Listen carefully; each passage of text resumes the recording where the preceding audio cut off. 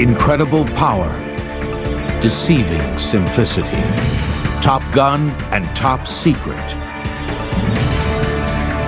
We trust our lives to them.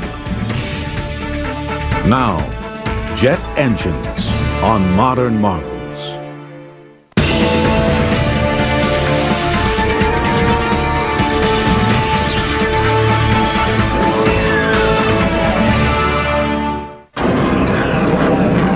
The SR-71 Blackbird, in the opinion of many, the greatest airplane ever made. Its two huge jet engines have the power of 45 diesel locomotives. It can fly from Los Angeles to New York in under an hour, at speeds faster than a bullet. The Blackbird, designed in the early 60s, is the crowning glory of one of the greatest eras of technological change in the history of mankind. The jet age. The term was synonymous with scientific and social progress in the 50s and early 60s. The jet age conjured up not just a technological revolution, but a radical change in the way human beings thought, acted, and lived. And the jet age was powered by this. The blast of hot gases out of the end of a metal tube. One of the simplest ideas for an engine in history. Any child who's ever blown up a balloon, then released it to zoom through the air as it deflates, has seen how jet power works. The most common form of jet engine today is the turbojet. It uses spinning compressor wheels at the front end of the engine to compress the incoming air. The air is then mixed with fuel and ignited. The blast of exhaust gases out the back propels the engine forward, as well as rotating turbine wheels at the back, which turn the front compressor wheels on the same shaft. Today's jet engine was a logical progression from a device called a turbo supercharger that was first used in the waning years of World War I to get more power out of military airplanes powered by piston engines. Here was a case where technologists were trying to allow the piston engine to breathe, if you will, more efficiently at high altitude. With a turbine in the exhaust that rotated a compressor wheel to force feed air into the engine, they had the main elements of a jet engine, although they didn't realize it at the time. Ironically, for all their insight in developing these turbines, which had to operate in a very high temperature exhaust environment, for all that insight, they missed the significance of directly connecting the turbine to the compressor. Propeller-driven piston-powered aircraft had a built-in speed limitation because propeller blades lose sound.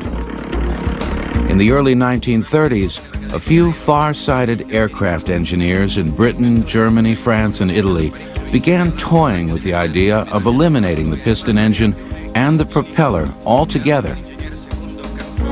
It might be possible, they thought, to power a plane with a device not all that different from a turbo supercharger, but bigger and more powerful.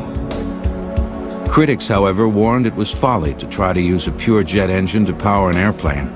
The scoffers said such a jet engine would have to be so big and heavy the plane could never get off the ground.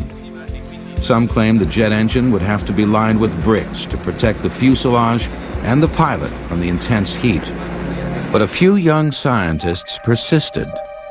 One of them was Britain's Frank Whittle, who first wrote about the idea of jet aircraft in 1928, when as a cadet at Cranwell Military School he turned in a thesis on the possibilities of powering airplanes with a gas turbine engine or turbojet. After graduation from Cambridge University, Whittle began putting together a demonstration turbojet. His first model ran so erratically it almost exploded, and it would be 3.5 years before he had a working model, but it was too weak to power an airplane. Whittle had been given unusual treatment by the Royal Air Force. He was placed in selected positions so that he could continue to develop his radical ideas. The irony of it is that when it came time to really back his ideas, the British government backed away from it. He didn't get the support that he needed. Whittle had no way of knowing that at the same time in Germany, another bright young engineer was working on exactly the same idea. Hans von Ohain had convinced one of Germany's leading airplane manufacturers, Ernst Heinkel, to let him build an experimental turbojet in 1936, Within a year, he had a viable engine. And in August of 1939, the Heinkel HE-178 rolled down the runway and lifted into the sky. The world was about to change. The first jet engine was in the air.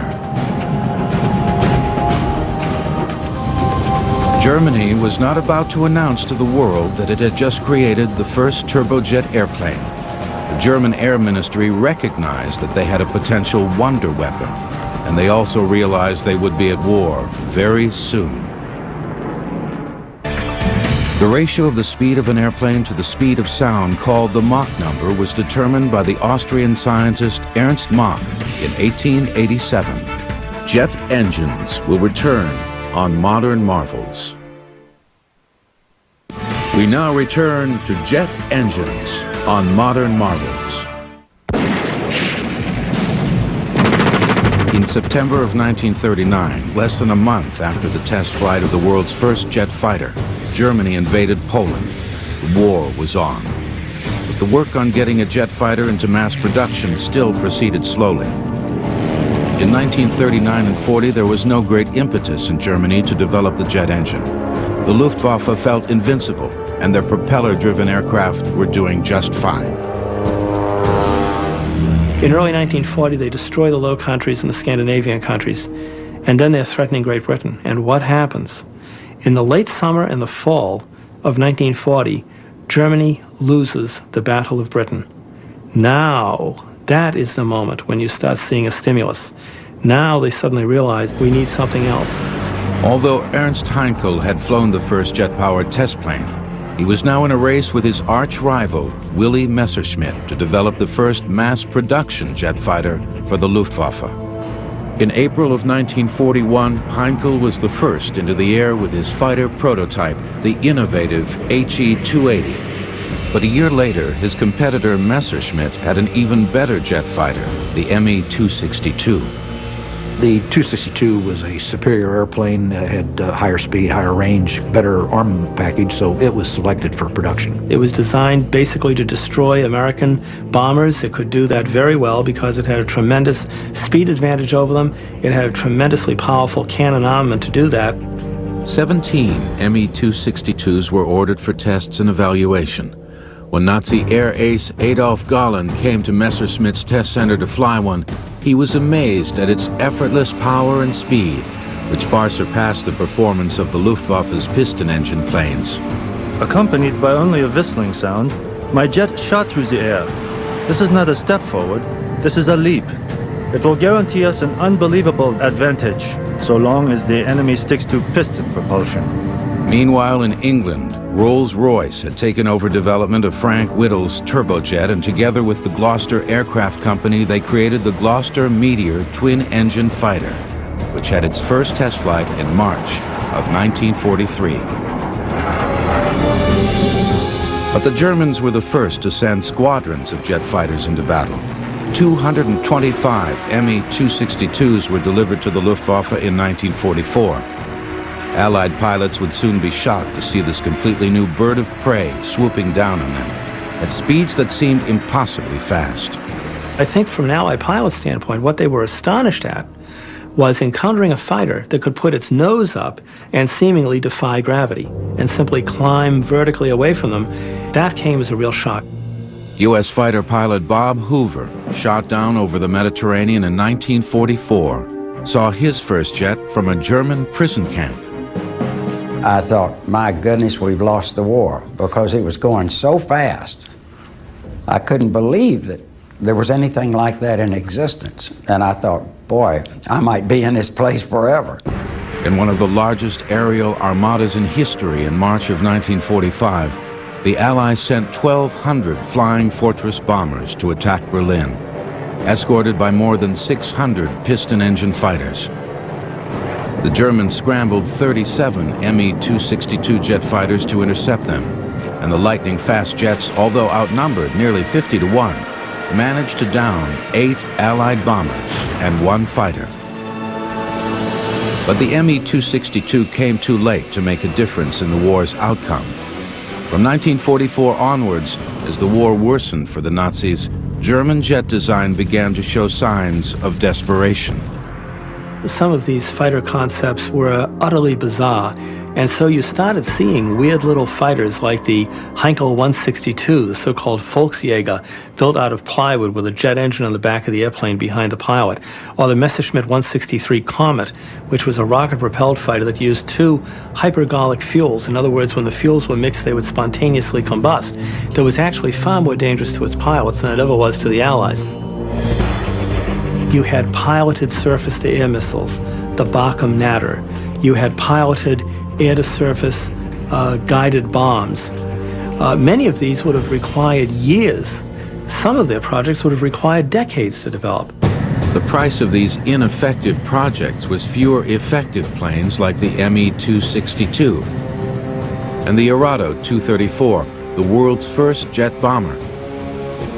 Meanwhile, the British, led by Frank Whittle, had their first jet fighter ready to go in late 1944. Called the Gloucester Meteor, it helped intercept German V-1 buzz bombs, which were powered by a pulse jet, a jet engine that took intermittent gulps of air, producing the strange sound that gave the buzz bomb its name. The British Gloucester Meteor and the German Me-262 never met in battle. The war was over before either of them could have any impact on the outcome. The U.S., lagging far behind, would not have an operational jet fighter until after the war was over. And during the war, U.S. military authorities initially had no idea how far behind they were. Aircraft engine manufacturers in the United States had shown little interest in developing jet engines. They were making millions selling piston engines to the military. They also had very little incentive to take great, bold leaps, if you will, because of the funding that was provided by the military. The military didn't provide funding for experimental research. If they wanted to do research, they more or less had to get that money from amortizing the profits on production programs. General Hap Arnold of the U.S. Army Air Corps arranged for the importation of Frank Whittle's jet engine technology from Britain to the United States. The General Electric Company in Lynn, Massachusetts, under conditions of great secrecy rivaling the Manhattan Project, began developing an American version of the Whittle jet. The GE engine, based in an American testbed airplane called the P-59 Aerocomet, powered the very first American jet airplane. Secret testing of the P-59 began in 1942 at Muroc Dry Lake, California, now known as Edwards Air Force Base, which was used as a training base for young pilots learning to fly piston engine fighters. To disguise the P-59, a fake wooden propeller was placed on its nose when it was moved across the base. Pilots on the south end of the lake were not really quite certain what was going on, but every now and then some would return to base with stories of an absolutely incredible encounter. They would be flying along and all of a sudden an airplane would fly alongside with no propeller on it whatsoever. They were probably even a little more disturbed when they peered up into the cockpit and saw what appeared to be a gorilla wearing a derby hat and waving a stogie at them. Well, that gorilla wearing the derby and smoking the stogie was Bell's chief test pilot, Jack Willems. Jack decided that it would be a thrill enough to fly a jet alongside them, but he'd go one better. Went down to Hollywood, got a gorilla suit, got the stogie, got the derby, and he was off and running. And apparently, the shrinks here on base managed to convince these guys that they had not seen what in fact they had seen. Because after all, everybody knows an airplane can't fly without a propeller. Jack Willems would later lose his life in 1946 in the crash of a plane he was preparing for an air race. But the P-59 that Willems helped test would pave the way for an exciting new generation of U.S. aircraft. The Boeing 747 has carried enough passengers to equal 1/4 of the world's population, about 1.5 billion people. Jet engines will return on Modern Marvels. We now return to jet engines on Modern Marvels. As testing of the very first U.S. jet continued at Muroc Dry Lake in California, it became evident that it was too slow to be the airplane the military was hoping for. The P-59 would have been a very comfortable, nice propeller-driven fighter. What it is it's basically a piston-engine propeller fighter without the piston engine, without the propeller, and with two jet engines buried in the wing roots. It had very little combat potential, but it was a tremendous learning tool.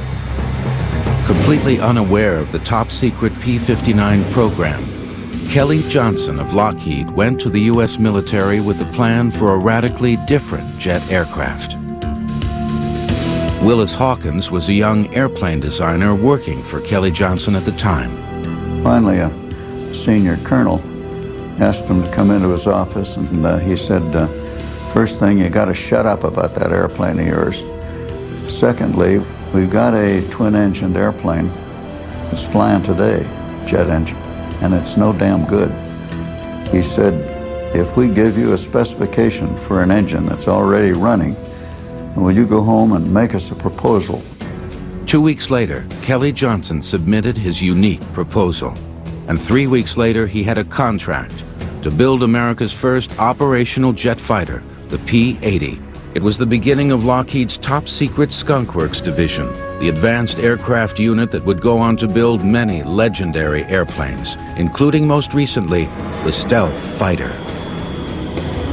He was given a contract to conduct at Lockheed virtually an experiment in not only in the aircraft but in production. He demanded and received authority to have a sequestered workplace, to have no government interference, to be able to do a minimum of paperwork. Starting with the P-80 program, one of Kelly Johnson's rules at the Skunk Works was never to separate the engineering department from the manufacturing department. Willis Hawkins saw the value of that rule when he was in the office of one of the F-80's designers, Irv Culver. The manufacturing department on the floor below called up to say they needed a part designed to brace a small curved section of the bulkhead. Well, Irv said, let's go down to the shop. And he took a piece of cardboard and fiddled with it and cut it with scissors until it fit, bent up the edges, and he said, make it like that out of 060 aluminum. And the guy said, fine. And Culver said, bring it back, I gotta make a drawing of it. And that was what was meant by the communication with the shop. The all-new P-80 could fly at 560 miles an hour, about 150 miles an hour faster than the P-59. Bob Hoover, who saw his first jet from a German prison camp, was now a test pilot in the P-80 program, contending with early jet engines that after 5 hours would overheat and malfunction. Those days we didn't have ejection seats, and you knew you had to get it on the ground quickly or you were in a lot of trouble, because if the front light came on, that meant it's going to blow up pretty quick. In the world of fighter aircraft, models like the P-80 were designated P for pursuit. That changed in 1948 when the P became an F for fighter, as in F-80. The F-80 Shooting Star became America's first production jet fighter in 1944. It led to the more advanced and powerful F-84 Thunderjet in 1946. It was the first U.S. jet to have an ejection seat, an idea that was copied from the Germans. Bob Hoover was the first to use one in an emergency, or at least try to use one. It happened when the jet engine on his test plane suddenly malfunctioned. It's very abrupt when one of those jet engines freezes. That whole airplane lurches like that. And now it's just pitching over and I'm completely out of control. And so I thought, well, here we go with this seat. And so I reached down and pulled the handle and nothing happened. Then I opened the canopy and was sucked right out. And the reason for the ejection seat is to get you over the tail to avoid killing the pilot by hitting the tail. I went right into the tail and broke both legs right through the knees and landed way up in the Antelope Valley there. Near death from shock and exposure. Hoover was eventually picked up by a farmer who saw his parachute in the sky and searched for the downed pilot for hours. The move into a jet fighter was a very pleasant experience. Marty Knudsen logged more than 1,000 hours as an F-80 pilot in Korea after first flying a piston engine fighter. Suddenly you didn't have to worry about having the right RPM for the power you were pulling and the mixtures. There was none of those controls. You had a go handle. It was either off or fast. But American jet pilots soon faced a formidable opponent in Korea. In November of 1950, an airplane appeared which absolutely shocked us, the MiG-15. It was a Russian-built airplane powered by a derivative of the Rolls-Royce engine, which England, either through stupidity or somebody's treasonous effort, had sold to the Soviet Union at a time when it was very, very foolish to have done so. It gave the Soviet Union engine industry a massive injection of technology. Immediately, the whole stakes in the air superiority battle changed. The F-80 was not really suitable to duke it out with the MiG-15. It simply had too many performance problems relative to the higher performance MiG.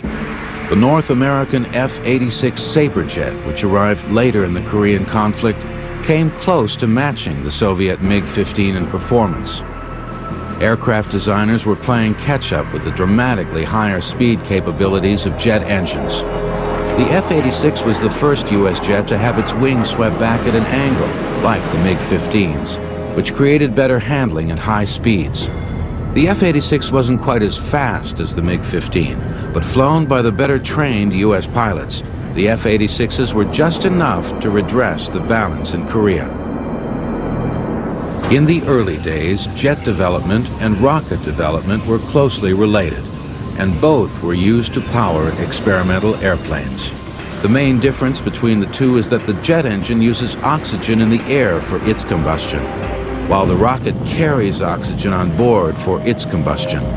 That makes the rocket engine heavier, but allows it to operate outside the Earth's atmosphere. People made very little distinction between them. Both were referred to as jet propulsion. The Jet Propulsion Laboratory, for example, when it was set up, was a laboratory to investigate largely rockets. There was this feeding process back and forth between the two. In October of 1947 at Edwards Air Force Base, Chuck Yeager and the rocket-powered X-1 did something many had predicted would never be done. He flew an airplane faster than the speed of sound. His chase pilot on the historic flight was his good friend Bob Hoover. Oh, it was considered absolutely impossible. There was a wall of resistance that no one could penetrate. With Yeager at the controls flying at nearly 700 miles an hour at 23,000 feet, the rocket-propelled Bell X-1 became the world's first supersonic airplane.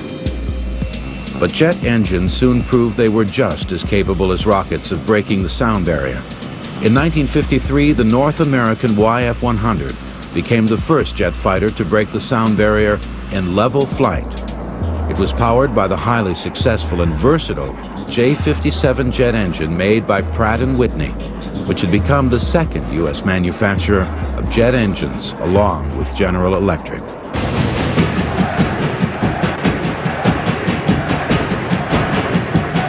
The Cold War of the 1950s brought a mood of fear and suspicion, and the jet engine found a new application in a super-secret spy plane called the U-2. It all started when the CIA came to Kelly Johnson at the Skunk Works with an idea. All the CIA said to Kelly was, we want something that goes a long way and gets very high, and we want pictures of you-know-who. Marty Knudsen was one of the first 6 Air Force pilots recruited by the CIA to fly the mystery aircraft. We were asked if we'd be interested in flying on a very dangerous mission that would be of great value to the United States of America. Any red-blooded young man says yes to that, you know. Some of the pilots speculated their secret mission might be to fly the first spacecraft. Marty Knudsen hoped it might be a new Mach 2 supersonic fighter. The 6 young fighter pilots were shocked when they were taken to a remote CIA airfield and shown the ugly duckling they were going to be flying. It didn't really look like my cup of tea, being a young hot fighter pilot, seeing this big, long, gangly wing thing sitting there. It may not have been pretty, but it was a jet, whose specially modified engine would propel it to incredible heights. We immediately started flying the airplane the next day and being told to start laying down operational plans for missions over Russia. Flying the U-2 was unlike anything Marty Knudsen had ever experienced as a pilot. You're almost like you're living in another world. You can just start to see the curvature of the Earth. Well, I guess I should say it's a big ego trip to sit up there at 70,000 feet and look down at that man's puny effort and the world below you. The U-2 was also powered by Pratt & Whitney's popular J57 engine. But to allow operation at 70,000 feet and higher, the engine had to be virtually hand-built, with much closer tolerances to minimize loss of air pressure at high altitudes. It was believed the U-2 could fly with impunity over the Soviet Union because no Soviet fighters or missiles could go high enough to shoot it down, and at first, that was true. The apparent invincibility of the U-2 lasted until May 1st, 1960, the day U-2 pilot Francis Gary Powers took off on a fateful mission over the Soviet Union. I was at Buda, Norway, where he was supposed to land, and I was supposed to take the airplane off on its next flight out of there. I started pre-breathing oxygen to fly, which you need to do 2 hours before takeoff, and of course he never arrived. Powers had been shot down by a Russian missile and captured. He was sentenced to 10 years in a labor camp, but was released 2 years later in a spy exchange. The U.S. announced an end to the Soviet overflights, but the U-2 continued to fly. Exactly where is still classified. Perhaps the most amazing thing about the U-2 is that it is still flying on reconnaissance missions for the Air Force and research missions for NASA. We started to see a shift in aircraft development. Aircraft which had been designed for months of service or several years of service, now we started to see the potentiality of aircraft serving for decades of service. The U-2 isn't the only legendary Cold War jet still flying. The B-52 bomber has been in service since 1955, and like the U-2, was invaluable in the Persian Gulf in the 1990s. The B-52 was yet another landmark U.S. aircraft powered by Pratt & Whitney's J57 engine, the engine that won the coveted Collier Trophy for aviation design.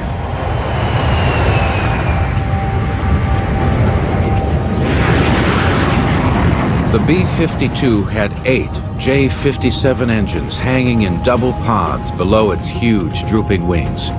They enabled the world's largest jet bomber to cruise at more than 600 miles per hour and drop its bombs from 8 miles up, beyond the reach of anti-aircraft fire.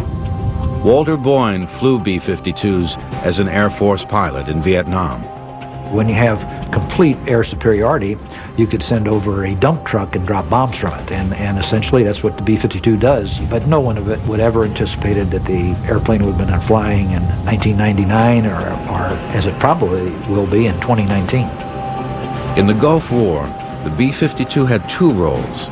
In the longest bomber flights ever undertaken, the huge planes would fly non-stop for 35 hours from U.S. air bases to release their cruise missiles and to drop conventional bombs on ground troops as they had done in Vietnam.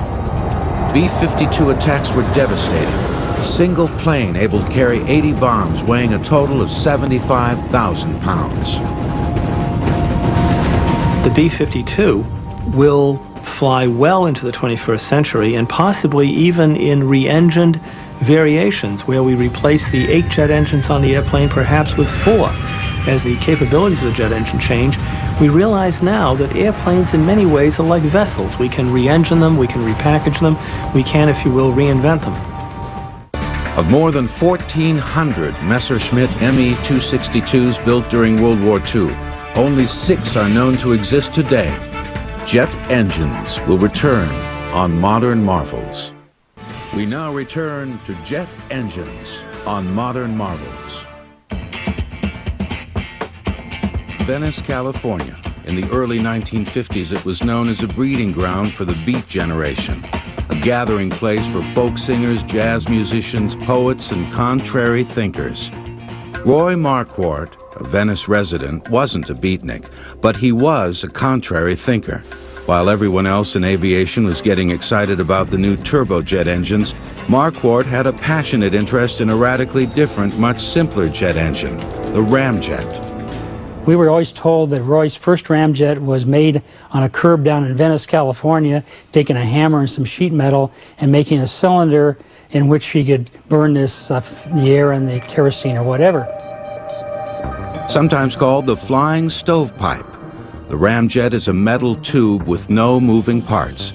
It works only at extremely high air speeds, high enough for the speed alone to compress air in the front part of the engine, where it's combined with fuel and ignited. The air is brought in to the inlet of the engine.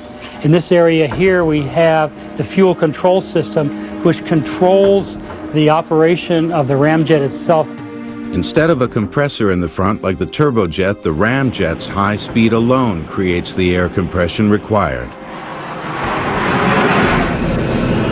The ramjet was first used in an operational jet aircraft in 1962 when the CIA began flying a revolutionary new spy plane made by the Lockheed Skunk Works, the huge, graceful SR-71 Blackbird. Because of its stunning appearance and astounding capabilities, many still regard it today as the ultimate jet. These huge engines used a combination of turbojet and ramjet propulsion to power the SR-71 to 3 times the speed of sound. Mythical, almost magical to those who knew it, and especially those who flew it, the now retired Blackbird flew faster and higher than any U.S. jet has to this day. At least that's the official story, although some speculate there may be even faster spy planes today that we aren't being told about. The Blackbird began when the CIA brought a major design challenge to Kelly Johnson Skunk Works. They wanted a replacement for the U-2, which flew extremely high but was slow and therefore too easy to shoot down. The Skunk Works came up with a plane that could fly much faster, at 3 times the speed of sound, and even higher at altitudes approaching 100,000 feet. One of the strongest deterrents that perhaps we had for aggressors all through the Cold War was that notion of the would-be despot or actual despot sitting down enjoying his cup of coffee or whatever, and then hearing that boom and realizing that he had just been overflown.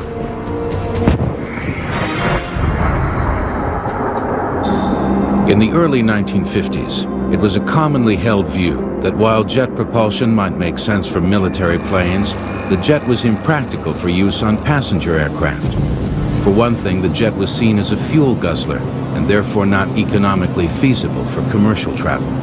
But that overlooked the fact that the fuel it guzzled was cheap kerosene, not the highly refined, expensive aviation fuel that piston aircraft were using. And there was another economy the airlines were unaware of. Because the jet engine had virtually no vibration compared to a piston engine, there was much less wear and tear on the engine and the aircraft, and the time between overhauls, or TBO, could be increased dramatically. A lot of people think that the success of the jet age was because of the speed. The main factor was the economy. They would take the engines out and find they were just like new. And they'd put them back in again, and then they'd come back again, and they were still like new. The time between overhauls has soared from a few hundred hours on the piston airliners of the early 1950s to more than 20,000 hours on jet airliners today. In 1952, Britain became the first country to put a commercial passenger jet into service. The de Havilland Comet was celebrated as a huge breakthrough in international travel. But success turned to tragedy. After 2 disastrous crashes, all Comets were grounded. The problem turned out to be cracks in the fuselage due to metal fatigue, which caused the pressurized cabin to eventually explode. The first passenger jet in the United States, the Boeing 707, went into service in 1958. Its design was influenced by Boeing's B-52 bomber, and it used the same engines, suspended from the wing in pods, as on the B-52. 707 was a huge improvement over any passenger plane that had ever flown. You can say that the jet age really began when Pan American put the 707 into service, because that was the sustained service. The world never looked back after that. From the 1950s onwards, commercial aviation stopped being the province of an elite. It stopped being the stuff of rolling as people did, red carpets out to an airplane as passengers boarded. It now became a mass means of communication and travel. In 1958, more people flew across the North Atlantic than sailed across it that year. Within 10 years, world passenger air travel had quadrupled. There was a famous picture on the cover of Life magazine, and I think it showed 42 airplanes lined up waiting to take off at Kennedy. And it was becoming evident that the air lanes, and especially the busy hub airports, were becoming congested. And the answer was a bigger airplane. In 1970, Boeing, working in cooperation with Pan American Airways, produced what is still the biggest passenger jet ever, the gigantic 747. It was more than twice the size of a Boeing 707. The 747's 4 jet engines are so huge, you can stand inside the intakes. Today's 747 is very different from the one that came out in 1970. The engines make half as much noise, use 17% less fuel, and are more powerful. The original 1970 engines had about 20,000 horsepower at takeoff, and today's engines have about 5,000 more. It can carry more than 60,000 gallons of fuel and has a range of more than 8,000 nautical miles. That means its gas mileage is about 750 feet per gallon. The first 747s in the early 70s sold for $21 million. Today, a 747 will cost you $170 million. And you can order your choice of engines from either General Electric, Pratt & Whitney, or Rolls-Royce. It's been the flagship of the world's airlines now for almost 30 years. So it's time for another one. The next big development in air passenger travel will be just that, big. Airbus is developing what some are calling the Super Jumbo, a double-deck plane half as big again as a Boeing 747 and capable of carrying 600 or 700 people halfway around the world. New generation passenger jet engines being produced by GE for the Boeing 777 are the most powerful ever, reaching about 40,000 horsepower at takeoff. Nearly 30 years after Chuck Yeager broke the sound barrier, the Concorde carried the first supersonic passengers in 1976. The Concorde's 4 engines, developing about 16,000 horsepower each at takeoff, propel it to twice the speed of sound. The plane's development was paid for by the French and British governments, which helped eliminate a competing American design. Eventually, the Concorde planes were given free of charge to the respective national airlines in Britain and France. It has never been a profit-making aircraft, partly because its loud sonic boom prohibits travel over populated areas. I call it a technical miracle, which it is, but it's an economic disaster. Because of the sonic boom problem, many airline experts are pessimistic about the expansion of supersonic passenger travel.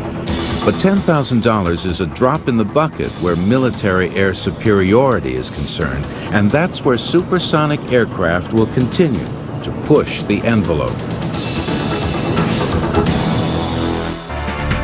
The first jet versus jet combat occurred in November of 1950 between an American F-80 and a Soviet MiG-15 over Korea. Modern marvels will return. In recent years, the jet's more glamorous cousin, the rocket engine, has been getting all the attention. But now the jet engine is hot again. Jets combined with rockets are on the cutting edge of NASA's newest technology to take us into space. NASA believes the revolutionary new scramjet could put payloads into orbit much cheaper than the rocket-powered space shuttle. But a jet engine needs air to work, so rockets which don't need air would take over beyond the Earth's atmosphere. The scramjet is a supersonic version of the simplest type of jet engine there is, the ramjet. Ramjet reaches a certain altitude, it becomes less efficient, and the scramjets, the supersonic combustion ramjets, become more efficient at the higher altitudes and the high Mach numbers. We're talking about Mach numbers between Mach 8 and Mach 20. This is probably the only way in the future that we're going to come up with low-cost access to space. Another new cutting-edge development in jet engines is called thrust vectoring. It allows the jet's exhaust to be aimed instantly in any direction, creating great maneuverability. Thrust vectoring technology was pioneered in the X-31 program at the NASA Dryden Research Center in California. The highly maneuverable X-31 staged an amazing demonstration at the Paris Air Show in 1995. The Air Force's new fighter jet, the F-22 Raptor, has thrust vectoring to a limited degree. And beyond the F-22, the next generation Joint Strike Fighter that will be used by the Air Force, the Marines, and the Navy is expected to have even greater thrust vectoring capability. Eventually, some say the jet fighter will be an unmanned air vehicle, or UAV, like those being developed at the Lockheed Skunk Works by Eric Knudsen. His father, former U-2 pilot Marty Knudsen, once flew jets over the Atlantic using a handheld sextant to navigate by the stars. Eric's unmanned planes do it all with a computer chip. Well, if I understand this right here, this is the man and more. Something like that's the pilot plus all the avionics. Small unmanned air vehicles like this Sikorsky model will someday fly military reconnaissance missions through urban canyons and even inside buildings, and some may be powered by tiny microturbine jet engines. The drawings and designs I've seen have engines about the diameter of a quarter or less. So we're talking about engines that are extremely small, very lightweight, and probably a few years off in the future before they come to existence. The Skunk Works and other U.S. aircraft companies are also designing much larger unmanned vehicles that could someday fulfill the role of today's jet fighters. One of the greatest aircraft mysteries of all time is the Aurora, a top-secret U.S. spy plane rumored to be flying since the early 1990s at speeds as high as Mach 7. It's speculated the plane, if it exists, may use a highly advanced form of jet propulsion, unlike any we've seen so far. When the legendary SR-71 Blackbird was retired in 1990, many speculated the Air Force must have a new and even better spy plane. In the early 1990s, there were several sightings of a strange, loud aircraft that left an unusual contrail, described as donuts on a rope. When the mysterious budget item Aurora was included on an Air Force report, apparently by accident, the name stuck. But does the Aurora really exist? I have to tell you that I don't know, but here's my personal opinion. I think that the Aurora existed, that it was flown, was not satisfactory and withdrawn. Now, that may be completely wrong, but that's my opinion. That view might be supported by the fact that the United States temporarily reactivated 3 SR-71 Blackbirds in 1995. Throughout the history of the jet engine, the most mind-boggling developments have taken place in secret, only to be revealed much later to an amazed public. Today, billions of dollars are spent each year for research, development, and production in secret military programs. If the money's being put to good use, we can prepare to be amazed at any moment.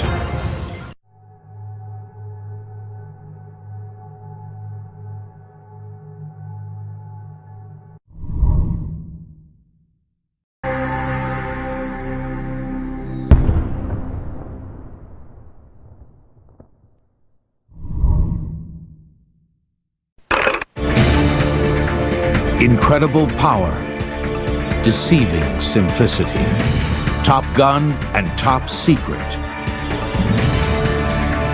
We trust our lives to them. Now, Jet engines on Modern Marvels.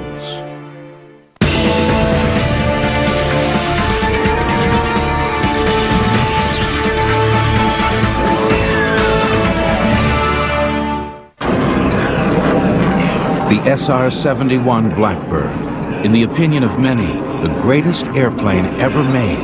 Its two huge jet engines have the power of 45 diesel locomotives. It can fly from Los Angeles to New York in under an hour, at speeds faster than a bullet. The Blackbird, designed in the early 60s, is the crowning glory of one of the greatest eras of technological change in the history of mankind.